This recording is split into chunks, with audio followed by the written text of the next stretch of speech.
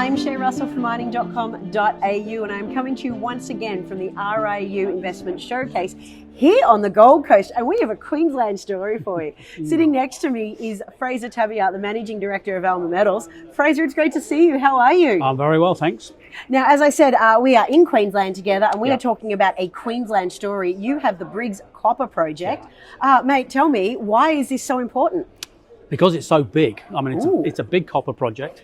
It's just inland from Gladstone, so unlike a lot of other big copper projects, it's already got most of the infrastructure it needs, and it's at surface, so we don't have to move a lot of material to actually expose the ore body and get into drilling, and then obviously ultimately mining it. So key things: location, location, location, and the ore body sticking out of the ground. So those are things that we just love.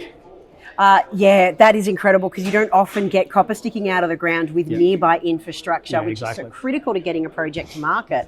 I guess then, obviously, these projects don't get themselves out of the ground. What are some of the things you're working on in the short term? Yeah, so the first thing we're going to do is we're back out drilling in a few weeks. So we've got a deep target that's off to the southwest of where the known mineralisation is. And we're going to drill a very deep hole across the entire known deposit, come out on the other side, and then we'll be testing this geophysical anomaly. Now, there's a very good chance that anomaly is picking up some higher grade material. So if that comes in, that's a real game changer for the project. Even if it doesn't, we still get a fantastic amount of information about the overall deposit scale and geometry, and we'll get a lot of vectors on mineralisation that will help with future drilling. So that's one thing we're doing. The other thing is we are sort of close to the end of our scoping study. So we've got the final components underway now. So that's the mining, the processing, and the tailings management.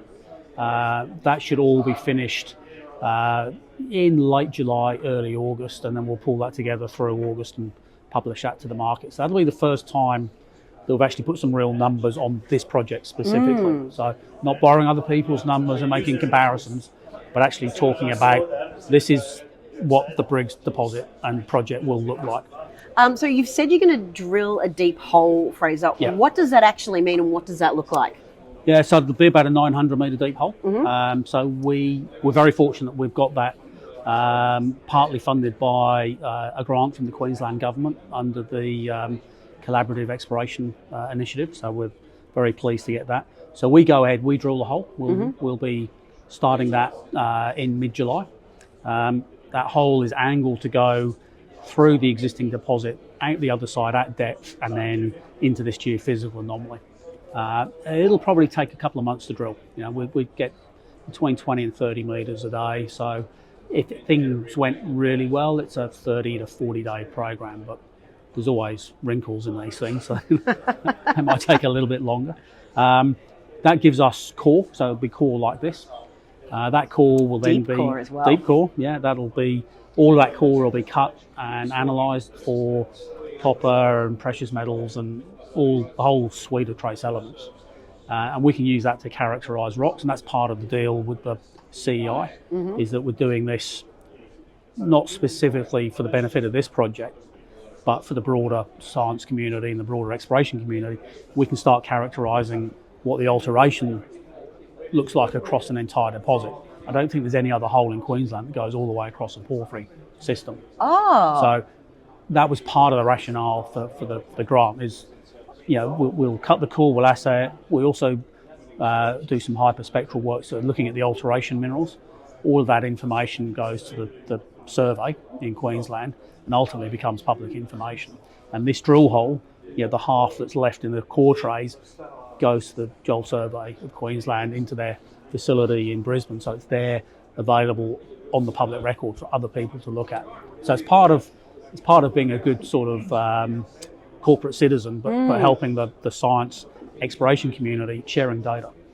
Yeah, it's awesome. Your project is going to be forever part of the public rock record, which is super cool. Let's be honest, copper projects don't come out of the ground overnight. There's a lot of work and many years of work to happen. So sort of what's that long-term view or time look for you guys? Yeah, so look, our goal is to complete a pre-feasibility study.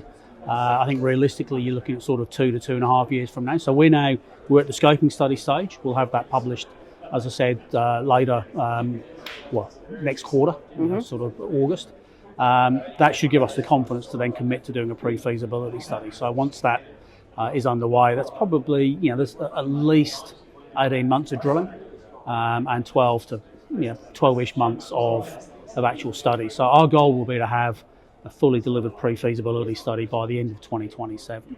And that ties in really nicely with when, if we look at the supply-demand dynamics in the copper market, there's a real squeeze in probably throughout the whole latter part of 2027. So if we can deliver a positive pre-feasibility study into that environment, then who knows where this goes.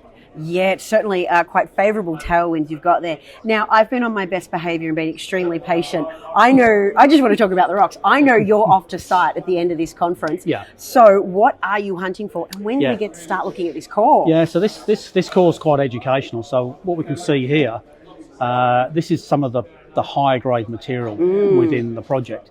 And something is causing that. Yeah. And this is what that deep hole is looking at.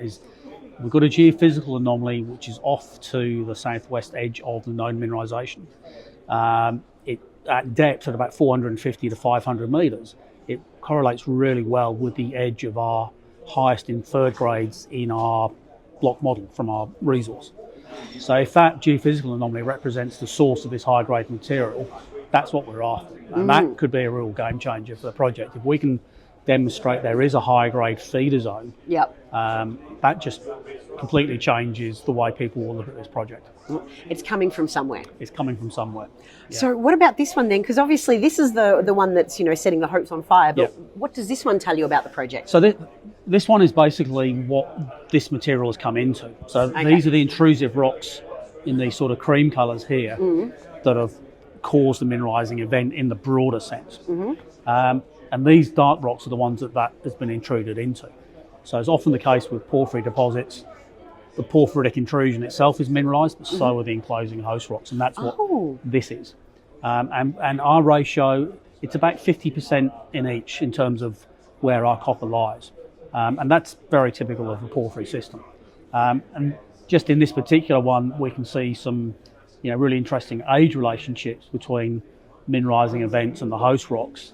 And we can see different compositions. So the pinker colours here are very different rock compositions from this one. And we've got other areas where you can see a little bit of pink alteration here. So we can start tying in when different stages of the mineralisation occurred. So over the last 2 years, we've been able to build up a huge amount of knowledge about how many events actually cause mineralisation here. It's not one event. There's 3 events that cause the main mineralisation.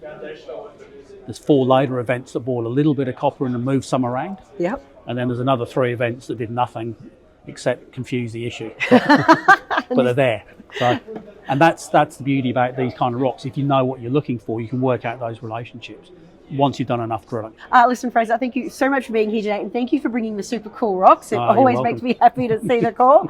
And I hope to catch up with you while you're out on site in the next couple of days as well. I want to see what's happening on the ground. Sounds good. Talk to you then.